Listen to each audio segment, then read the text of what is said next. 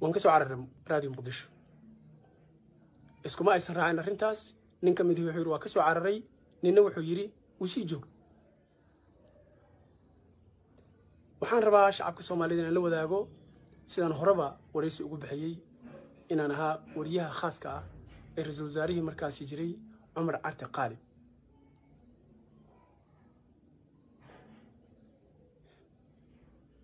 waxaan sidoo kale access furan u lahaa inaan tago xafiiska madaxweynaha Cali Mahdi markaas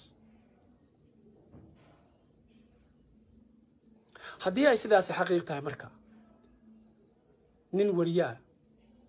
oo sida ay sheegeen intuu sidii xoolihii ula baxay niman wariyaa ku dilay bilinka ama sartii wasaaradda warfaafinta musawicii u dhawaa intuu midba watay ayadoo loo joogo barqacad loo jeedo ku soo toogtay soo baxay mid kala watay soo toogtay macquul ma noqoteen in ra'iisul wasaaraha ama madaxweyne inuu ogolaado xafiiskiisa ama loo ogolaado inuu noqdo wariyaha ra'iisul wasaaraha waxaan kaloo sidoo kale macquul noqoteen haddii aan ahay nin aqoontiisu ay liidato oo iska xoogsaday ayadan lama ogolaadeen ragga marqaatiga furay marqaatiga beenta furay nin kamid ayaa wuxuu yiri qualificationkiisu ma uusan gaarinba because nin wax barta ma uusan ahayn waxaa laga rabaa sidii uu ku diidi lahaa waxbarashadeedii aan soo maray ee marqaatiga lamaantay waxaa kaloo cajiib ah dadka marqaatiga loo qabsaday nin kamid ihii maba jooginba waqtiga ayaga Radio Muqdisho ninkaasi waxaa annaga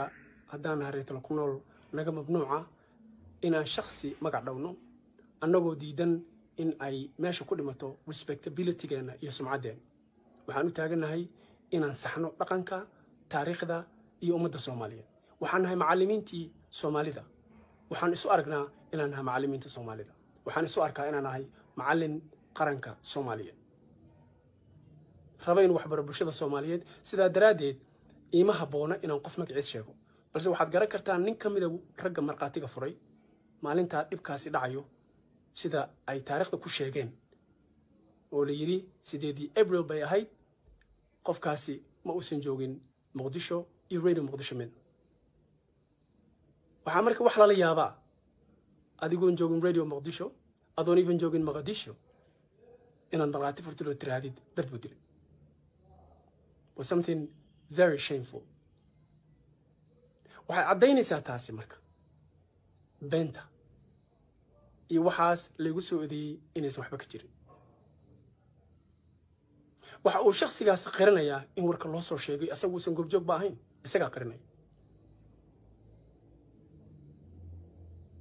waxa kale ninka kale uu qiranayaa ninka ugu hadalka dheeraa wuxuu qiranayaa in marka ugu dambaysa wareysigiisa wuxuu leeyahay waa ku tuhunsana wariyuhu dhowr mar uu ku celiyay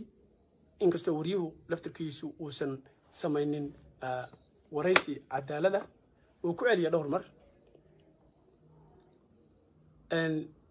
wuxuuna runtii ku celiyay ama uu weydiiyay in uu goobjoog ah markasta wuxuu yiri goobjoog baanan ahayn wuxuu yiri waa la ii sheegay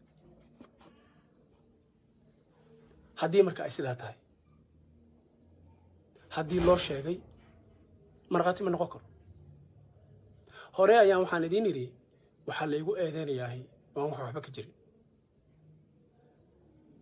waxaa laygu eedeynayaa ma aha wax xaqiiqa maantay waxaa bulshada Soomaaliyeed wacad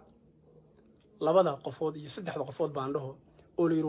waa marqaati nool ma aha waxa loo baahan yahay waa marqaati goobjoog ah oo xaqiiqda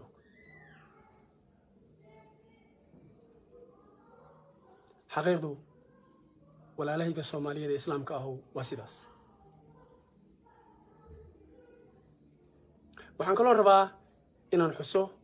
dhowr dhacdo ee ka dhacday intii aan joogay Muqdisho sanadahaas Sufyaan Sheekh Axmed waxa Allah subhanahu wa ta'ala sabab u dhigay inuu dad badan oo beelaha laygu eedeeyay maantay inaan dhibka u geystay anigu aan badbaadiyay waday baabuur saaray amba bixiyay waa xaqiiqo jira waxaan aaminsanahay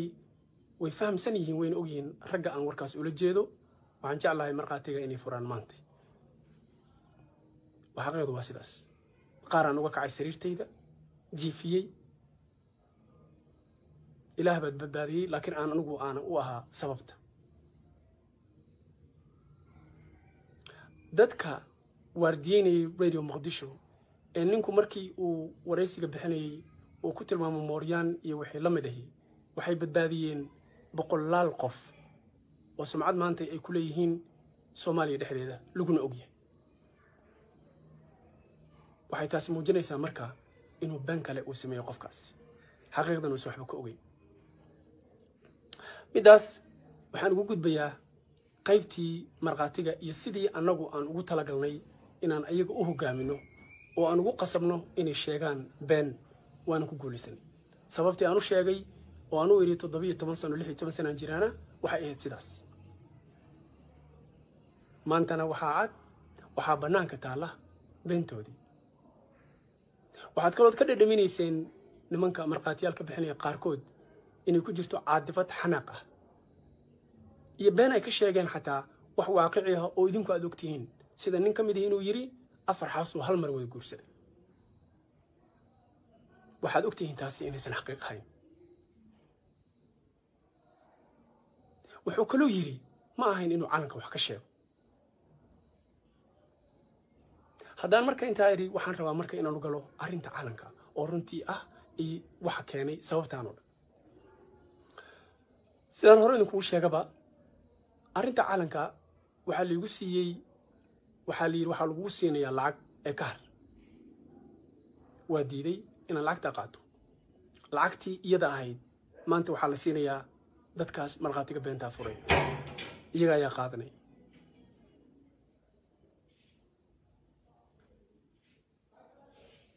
maadaama budgetkaasi uu ahaa budget loo qorsheeyay in qorshahan lagu joojiyo maadaama anigii leega jooji waayey go'aanka la qaatay wuxuu yahay in layga hor keeno dad aniga cadawiya tashush la igu furo sumcaddayda la dilo si arrintan aysan u socon waxaan rabaa marka arrinta calanka inaan wax yar ka iraado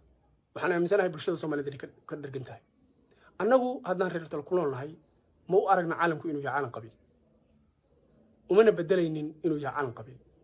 ugumana doodaynin inuu yahay calan qabiil waxaan u aragnaa calanka maantay Soomaaliya ay haystahay inuu yahay calan uu leeyahay qaranka Soomaaliyeed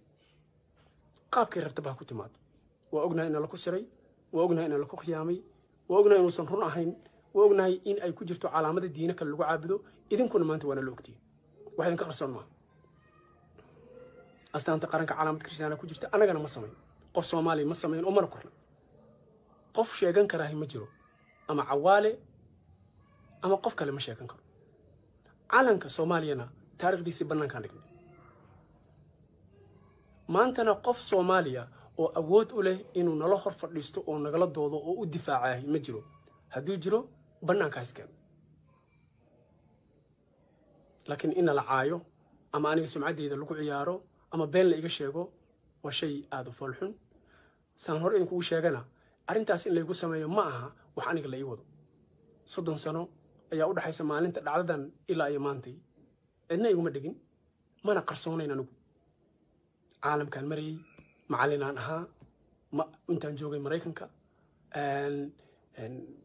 waxyaabo badan ka qayb galay inta markaan joogay sida aan maqasheen waxaana nin muctarif oo bulshada dhexdeeda laga ixtiraamo oo loogu yimaado talo iyo aqal loogu yimaado waxaana nin mutacallima qof soo raasada male laakiin maantay markii ay timin calanka halkaas ay baashu ka dhalatay waxaan rabaa marka inaan galo taariikhda calanka qayb yaroonan weli aanan taaban qaybta aan weli taaban waxay tahay shakhsiga la siiyay calanka ee la yiri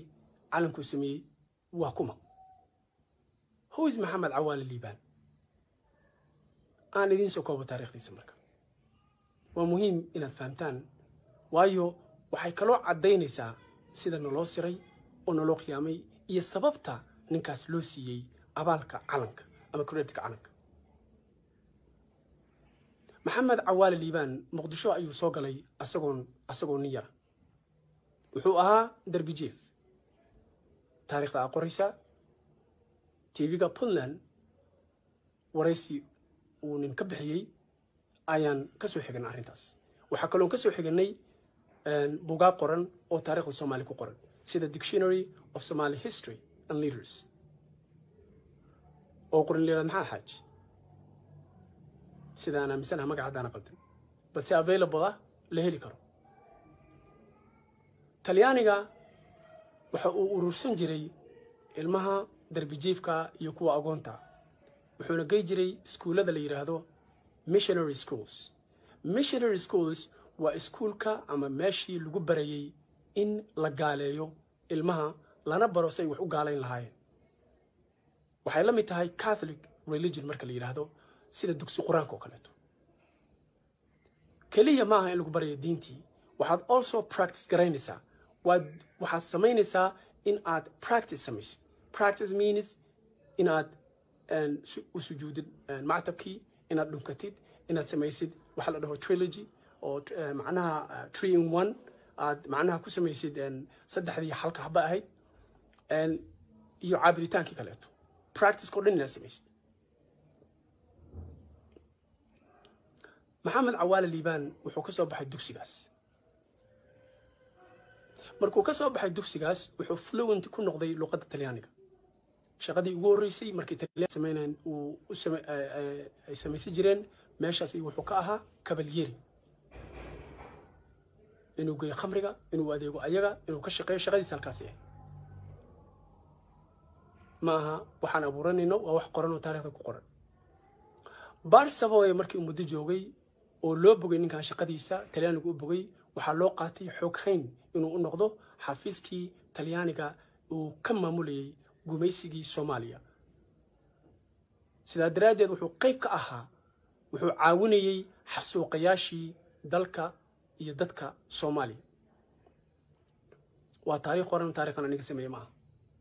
Secretary of the Colonial Generals wuxuu ahaa xog hayn generaaladii gumaysiga waday dadkii dilayay dalka sida ninka la yiraahdo Graciano kala taqaanaan oo daldalay ma dilin xataa uu daldalay boqolaal kun oo Soomaaliya markii dagaalkii labada adduunka soo xogeystay ee laga guuleystay Talyaaniga ee Talyaanigii uu baxay ee Ingiriisku uu la wareegay dhammaan Soomaaliya waxa haddana uu xoogay inuu noqday generaalkii deganaa Gaalkacyo ee Ingiriiska ahaa ee la wareegay qaybta Soomaaliya qaybtan dhinacan Soomaalida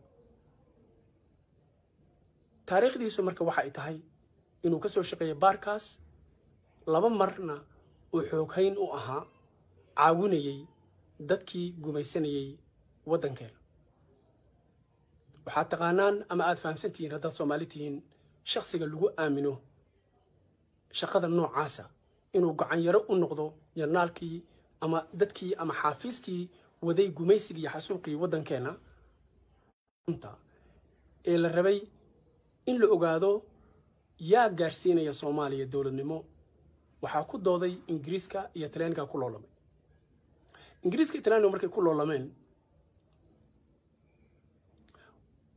waxaa garab istaagay Talyaaniga 7 xisbi oo Talyaanigu uu fangareeyay samaystay oo la dhihi jiray ururka shaqada iyo shaqaalaha Maxamed Cawaale Liibaan waraysigiisii uu bixiyay 1983 ayuu ku sheegay asaga wuxuu leeyahay 7daas xisbi waxaa fangareynayay lacagta siinayay iibsaday Talyaaniga Israelna waxay ka heli jirtay waxa kaliya oo dhaqaale soo gala maamooyinka ganacsada iyo odayaasha iyo dadka Soomaalida haddii xaqiiqdu marka ay sidaas ahay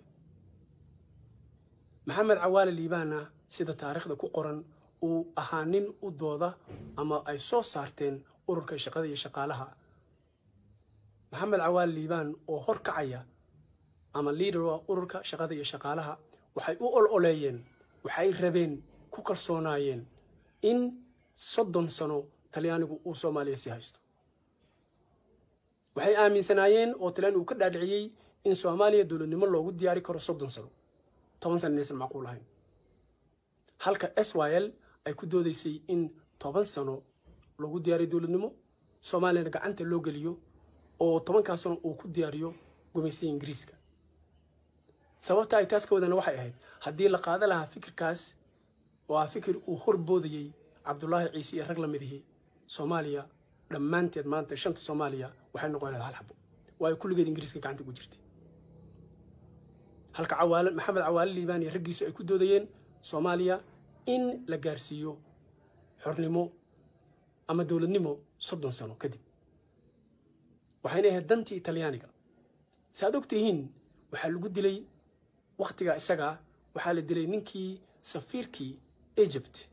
Masar u joogay Soomaaliya oo runtii talyaaniga ku qasbayay ama fiirinayay in Soomaaliya xornimada la gaarsiiyo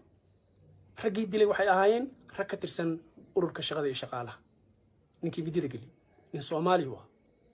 oo ka soo horjeeday in Soomaaliya 10 sano xornimo lagu gaarsiiyo balse rabay Soomaaliya in talyaaniga loo daayo in talyaanigu soo dirsado waa maadaama maxamed cawaale liibaan uu taageero fikirka noocaasa hormuudna uu ahaa talyaanigu waxa uu ku abaalmariyey in loo ogolaado sheegashada calanka maantay aan haysan taariikhda rasmiga ah waa midaas taariikhda xaqiiqda ah waa midaas waxaa jirta taariikh fara badan oo aan hayno oo ku saabsan dad fara badan oo maanta taariikhdu ay u sheegto si fiican inaysan ahayn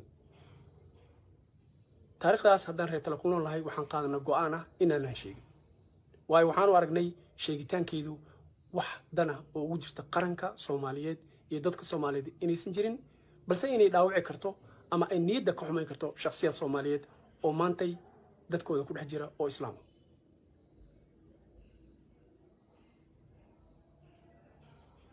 waxaan rabaa marka taariikhdu inay sidaa u caddaato in dadku ay ogaadaan واي محمد عوالي محل لوسي نيو شقدي iyo taageeradii uu siiyay gumaysiga Talyaaniga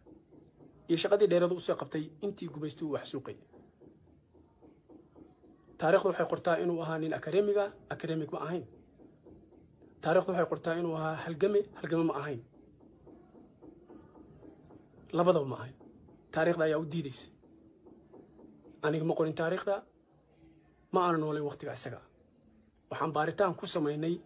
waxaan soo ogaanay xaqiiqdu inay sidaas tahay waxaan rabnaa marka shacabka Soomaaliyeed inay la wadaago hal su'aal haddii walaashayda ama walaalkayga islaamka ah aad fahamsan tahay garatay ayna ku caddaha maantay calanka aan haysano inuusan ahayn calan annaga aan samaysanay ay caddahay shaki uusan ku jirin isla markaasna ay caddahay inuusan naga turjumin wax Soomaalinimo islaamnimo dhaqankeeni taariikhdeeni uusan ka turjumin haddana aad ogtahay in uu yahay calaamado diineed oo anagu aan laanahay ku jirto anaguna islaam aan nahay nala amray inaan gaalada calaamadahooda iyo dhaqankooda aan khilaafno sabab calankaas aan ku haysanahay ma jirto wadana wuxuu horumar gaaraa dawladdu waxay fiicnaataa waxa la hormaraa oo technology-ga lagu hormaraa marka dawladdu ama wadanku uu diyaar u yahay inuu sameeyo renovation guri markuu duqoobo dib baa loo habeeyaa wax walba waa la cusboonaysiyaa caalamka technology-gu afar laba sano is bedeshaa maalintaan anigu dhashay iyo maanta isku mid maaha maalintaan dhashay iska dhaaf aaladan aan kala hadlayay wax u dhow ma jiro baabuurka markaan arko ayaan la yaabi jiray maanta waxaan awood u leeyahay anigoo fadhiyo gurigayga ama xafiiskayga inaan la hadlo malaayiin qof haddii aan ku dhaganaano marka oon dhahno calankan inaa wajadnaa aabaa'ana in fact ina aabayaasheena uusan ahayn gaalo talyaani ay ahay waxaan dhaawacaynaa qarankeena iyo wadankeena waxaanan u diidaynaa inaan horumarno waxaan rabaa inaan ku daro hal xabo kaleeto oo ah waay mucaaradka badan Sufyaan Sheekh Axmed maxaa loo mucaaraday calanka waa garanay laakiin intaan calanku soo bixin waxaa jira mucaarad fara badan oo ku saabsan in lagu mucaarado xaasaska waxaan rabaa in hal xabo aad fahantaan looma ogola wadanka Soomaaliya in uu koro macnaha shacabka Soomaaliyeed inuu koro looma ogola waa siyaasad waaqici ah oo degsan oo loogu talagalay xitaa haddii aad maanta tahay macnaha maanta waxa la yiraahdaa 12 milyan aan nahay we are not 12 millions we are not manihi 12 milyan waa ka badan laakiin inaad sheegato xataa laguma ogola xataa dowladdaadu inay sheegato looma ogola waayo waxaa la rabaa in la jideeyo inaad tahay minority sidaa daraaddeedna la qaato dhulkaaga iyo waddankaaga iyo xeebahaaga dowladaha qaarkood waxay ku doodayaan ama waddamada qaarkood waxay ku doodayaan ayagoo ah 12 milyan ama 8 milyan sida ay dadka qaarkood dowladaha qaarkood yiraahdaan inay dhulka intaa leeg haystaan macquul ma waxaan rabaa marka inaan walaalahayga shacabka Soomaaliyeed aan weydiiyo khaasatan gabdhaha isoo weeraray oo la raggan ugu dirtay inaan u sheego walaalayaal arrintu saad umaleynaysan ma taagna nin lagu diray iyo masiir waxay taagan tahay badbaadada masiirka qaranka Soomaaliyeed wallahi haddaanan korin haddaanan awood yeelan haddaanan horumar samaynin waddankaas aan ugu yeerno Soomaaliya inaan leenahay wuxuu noqonayaa waddan dad kale leeyahay aniga waxaan ogahay wax badan oo dadka Soomaaliyeed aysan ogeyn aysan ku baraarugsaneyn waxaan ka soo shaqeeyay wax ka soo qabtay la soo shaqeeyay la isoo baray sida waddan loo burburiyo sida population-ka waddankaas loo yareeyo waxaan idin sheegayaa qiso yar waddan ka mid ah waddamadaas Baltiga ayaa waxaa dhacday in dowladdu ay qaadi weysay xanuunkii dadka qaadanayay social security waxa la yiraahdo ama retirement lacagta dadka weyn la siiyo waddankaasi waa Belarusia waxay la heshiisay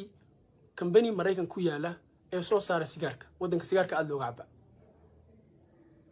waxay ku leeshiyeen inuu ku soo daro nicotine khatar ah oo sababka markiiba dila dadka waaweyn ay u dhima karaan waa lagu soo daray hal sano gudaheed dowladda waxay save garaysay lacag bilaayin dollar inay dilaan dadkaas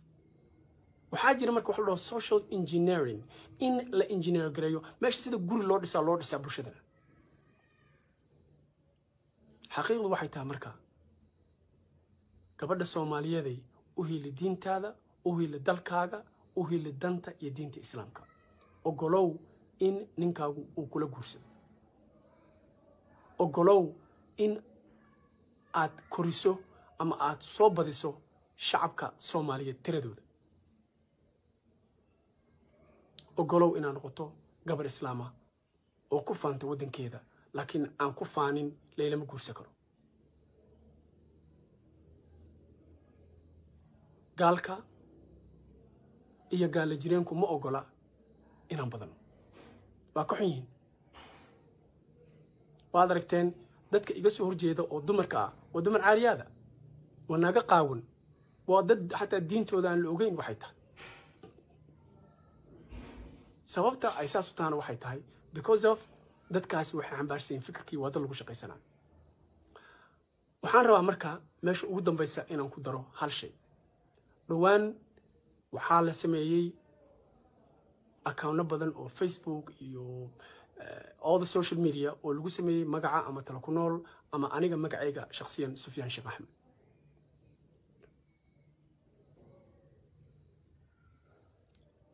waxaan rabaa marka wax walba aad ku aragtaan Facebook-ga ha isdhehnina Sufyaan ha soo diray waa maasantiin shacabkayga Soomaaliyeed waa jeclahay weli waxaan sugaynaa cadaymihii dadkii aniga iga soo horjeeda ay keeni lahaayeen ilaa haddana maaya waxaan rabaa marka inaan ka socono arrintaas annagu waxaan wadaynaa shaqada aan hayno shacabka Soomaaliya qarankeena oo ah inaan saxno dhaqamada iyo taariikhaha Soomaaliya ee Talyaaniga uu qalday ee la qariyay waxaan rabnaa inaan bedelo calanka iyo astaanta qaranka wax weyn ma diinna ma waa la bedeli karaa waxaana ceeb nagu ammaantay waxaa sharaf darro ah waxaa wax laga xumaadaa kadib markaad ogaatay in lagu siray inaad weli intaad hambariirsato sii taagnaatid meeshii oo wax sharaf darro ah inaa wajadnaa aabaa'ana xujo maaha caqli maaha dood ma aha haddii aabbaha wax qaldan lagu siray amaba uusan ahayn sidaad adigu u malaynayso inuu ahaa uusan ahayn geesi uusan ahayn waddani uu ahaa mid u shaqeeya kii adiga yimid inuu ku gumaysto khayraadka qaato laguna abaalmariyo taariikhdaadii inaad maantay sii hogato oo tiraahdo calankaan rabaa wax fiican ma waan islaamaya walaalayaal kooxda talo ku nool iyo anugu waxaan ka mahad celinaynaa taageerada faraha badan ee naga soo gaartay shacabka Soomaaliyeed waxaan si khaas ah anugu si fiican u mahad celinayaa dadka i taageeray oo difaac cirdigayga iyo sharaftayda aad iyo aad ba u mahadsantihiin wassalaamu calaykum waraxmatullaahi wabarakaatuh